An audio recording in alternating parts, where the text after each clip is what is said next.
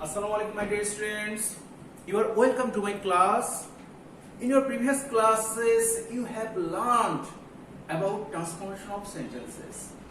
And today with me you will practice transformation of sentences class 8. In this class we will learn how to identify or how to understand simple, complex and compound sentences. So let's start the class. Before starting the class, you have some learning outcomes. By the end of the class, you will able to understand about simple, complex and compound sentences. And you will able to understand about clause and phrases. And also you will able to understand how to sense them. Okay? So let's start the class. According to structure, you know that sentences are three types. Sentences are three types. So what are they? Simple sentence, complex sentence and compound sentence. These three types of sentences are very important to understand. If you fail to understand them, you will not able to sense them. Okay? So let's understand the sentences. At first, simple sentence. So what is simple sentence? What is simple sentence? According to structure, simple sentence is consists of one subject, one finite verb and extension. That means a simple sentence has only one subject and one finite verb. Okay, let's take examples. He works hard. He works hard. Subject, he works, verb and extension. Another example. He will shine in life. Subject, he, auxiliary verb and principal verb consist finite verb and extension. That means one subject and one finite verb. Okay. So next example. In spite of his illness, he comes here. In spite of his illness, he comes here. So how many subjects and how many finite verbs are there? There is one verb. There is one verb, comes, and subject is he. So what is this? In spite of his illness, in spite of his illness. This is phrase. This is phrase. So what is phrase? A phrase is a group of words. What is phrase? Let's understand phrase. What is phrase? What is phrase? In your previous class, I have taught you about phrases, but I repeat it again. Phrase means a group of words. Phrase means a group of words, and there is no finite verb. There is no finite verb, and a phrase expresses a meaning like a word. Expresses a meaning like a word, such as in the garden. How many words are there in the garden? There are three words, but meaning bagane. তার মানে বাগানের মধ্যে, বাগানটির মধ্যে. He walks. He walks in the garden. Subject, verb, extension. Subject, verb, extension. And this part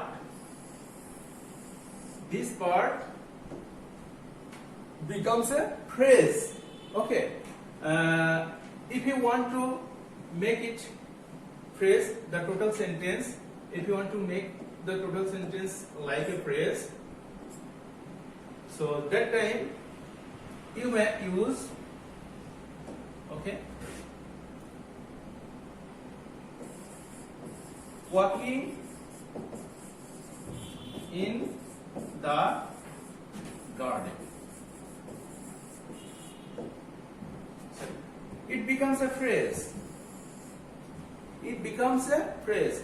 Walking is not finite verb, it's a non-finite verb. You know that non-finite verb consists of verb plus ing, to plus verb, and the past person form of verbs. And there is no auxiliary verb before this verb. It is called non-finite verb, and non-finite verb cannot express the meaning, express or fail to clear the meaning. So that is called non-finite verb. Walking in the garden, it's not a sentence, it's a phrase. So you should understand the phrase. Okay. So let's go. So, in spite of his illness, it's a phrase, subject, verb, and extension. Okay. So a simple sentence must have only one subject and one finite verb. Okay. So let's understand complex sentence. So what is complex sentence? A complex sentence has one principal clause and one or more subordinate clauses connected with subordinating conjunctions. Number one, subordinating conjunctions, subordinate clause plus principal clause. That means at least two clauses. One principal clause and another subordinate clause. And the subordinate clause is connected with subordinating conjunction. Okay. So let's have an example. Since he works hard, he will shine in life. Since he works hard, we may take an example. We may write down he works hard. It's a simple sentence. One subject, one finite verb. It's a simple sentence. He will shine in life. Another simple sentence. Subject, verb, extension. So these two sentences are simple sentences. But when these sentences are connected with conjunctions, since, that means jehetu in Bengali. Since he works hard.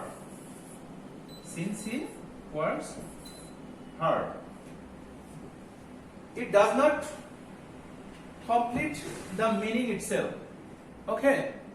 It does not complete the meaning itself. Since he works hard, what would be the meaning? যেহেতু সে কঠোর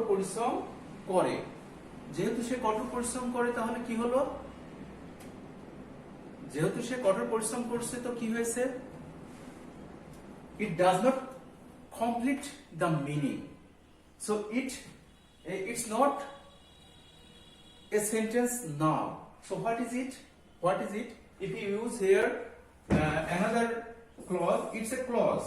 Now it's a clause. And what is, if you need to a principal clause to complete the meaning of this sentence. Okay.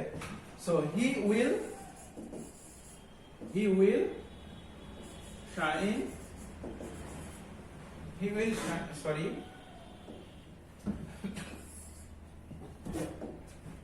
He will shine in life. Okay. Look at this. When two simple sentences are connected with conjunctions, that time these sentences becomes a part of a large sentence. It becomes a large sentence, and this is one part, this is a part, and it's a part. Two parts are connected with these conjunctions. Now these are not the sentences, it's a clause and it's a clause. There are two clauses.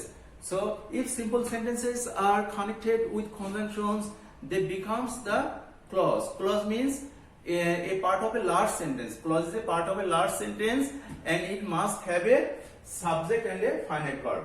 It must have a subject and finite verb. Okay. So this is called clause. This is called clause. So clauses are three types. Clauses are three types. How many types are clauses? Clauses are three types: principal clause, subordinate clause, and coordinate clause. Principal clause, subordinate clause, and coordinate clause.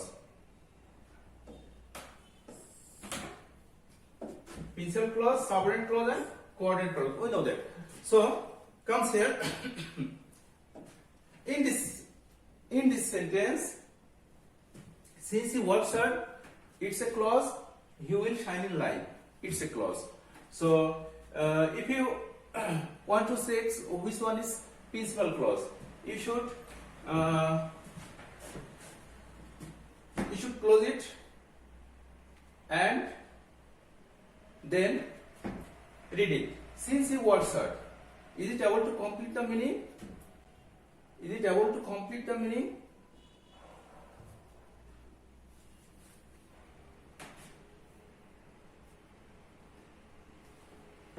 Since he works hard, can it complete the meaning? Since he works hard, can it complete the meaning? No, it cannot complete the meaning. Then we should use principal clause. He will shine in light. He will shine in light. So it can express its meaning itself. He will shine in light. সে জীবনে উন্নতি করবে. Okay. So another thing, conjunctions are used before subordinate clauses. Conjunctions are used before subordinate clause. Okay. You might say sometimes subordinate clause may use he comes here so that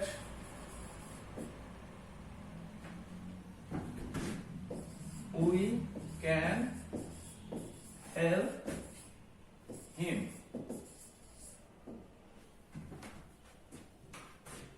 In complex sentence, conjunctions may be said between two clauses or at the beginning of the sentences, such as if he works hard,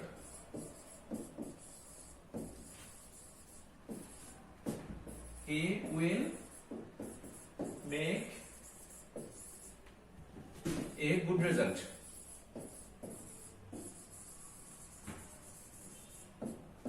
Okay, so here conjunction is used at the beginning of the sentence, but here conjunction is used between two clauses. So which one is principal clause and which one is subordinate clause? So always conjunction is used before subordinate clause. So it's subordinate clause, and here so that we can help him. So from this it's subordinate clause. Okay, তার মানে subordinate ক্লজের পূর্বে হচ্ছে conjunction ব্যবহার করা হয়। তার মানে conjunction যদি মাঝে বসে তাহলে কনজাংশন থেকে শুরু করে পরের অংশটা সাবঅর্ডিনেট, আর কনজাংশন যদি শুরুতে বসে তাহলে শুরু থেকে কমা পর্যন্ত সাবঅর্ডিনেট ক্লজ, আর বাকিটা principal clause. You should be careful about it. Okay. Next. So I think that you have understood about clauses. So what is clause? Clause is a part of a large sentence and it must have a subject and a finite verb. You may explain it another way. When a simple sentence is connected with conjunctions with another simple sentence, that time it becomes clauses of a large sentence. Okay, in this way you may do it. Okay, my dear students, we need to know about subordinating conjunctions. About subordinating conjunctions, there are some examples of subordinate conjunctions such as since, as, because, when, if, unless, though, although, that, so that, in order that, who is, whom, what, like this.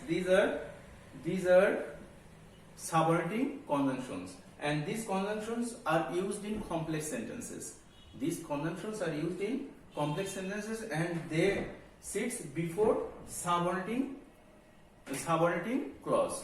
Subordinating conjunctions are used before subordinate clause. Okay, subordinating conjunctions are used before subordinate clauses. Okay, so you should memorize these subordinating conjunctions, and then you will able to understand easily about complex sentences. Okay, my dear students, now we'll practice more examples to understand complex sentences. So look at the structure again. Second structure: principal clause, subordinating conjunctions, and subordinate clause. That means principal clause sits at the beginning, and then subordinating conjunctions and subordinate clause. Okay, let's take the example. He works hard so that he can shine in life. Here, so that. Already we have practiced this. Okay, next. Wait here until I come back. That means wait here. It's a clause. Until I come back. Until I come back is subordinate clause, and it's principal clause. Here he works at subordinate principal clause, and he can shine in life is subordinate clause, because subordinate conjunctions are used before subordinate clauses. Okay, I think that you have got clear idea. Next, compound sentences. What is compound sentence? When two principal clauses are connected with coordinating conjunctions, that time it becomes a compound sentence, and those clauses are called coordinating clauses. Coordinate clauses. Okay, coordinate clauses. So look at the structure: coordinate clause plus coordinating conjunctions and coordinate clause. That means two principal clauses are connected with coordinating conjunctions. Here, he works hard and will shine in life. He works hard and will shine in life. So when in compound sentence, similar subjects will not be used in second time, because they are coordinating conjunctions. Here, subject he works hard, and here also subject is he. He will shine in life. This verb will shine, follow the subject he. Okay, so there was same subject, so next subject, second subject should not be used, should not be written. Okay, another example. Coordinating conjunctions. These are coordinating conjunctions. You should memorize them. So I think that you have got the ideas about simple, complex, and compound sentences. So you should practice them at your home. You should practice phrase and clauses. If you fail to understand what are the phrase and clauses, you will not able to understand the sentences, and you will not able to change them. Okay, so you should be careful about your study, and you should watch next class, transformational sentences, class 9. There we will practice how to change complex, simple, and compound sentences. Okay, so thank you everybody. Assalamu alaikum wa rahmatullah.